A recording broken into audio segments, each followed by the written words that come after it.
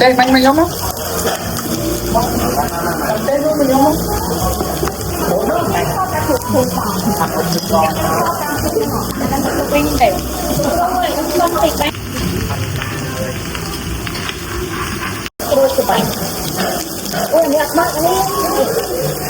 Ba cái này, con người thấy nhà nó giàu nơi rồi.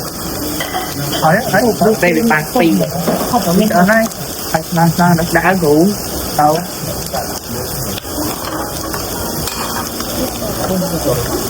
Rồi thì những cái đồ ăn làm can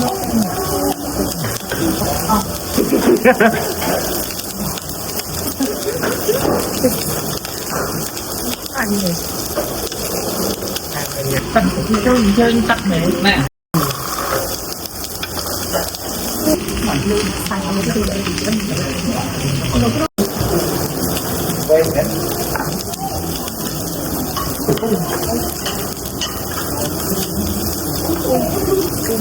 mấy đứa kia nó kho tay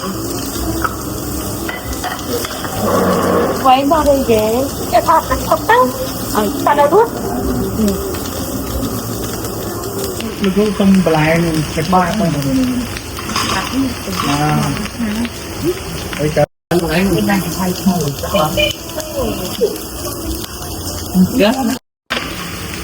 ta các bạn biết ngon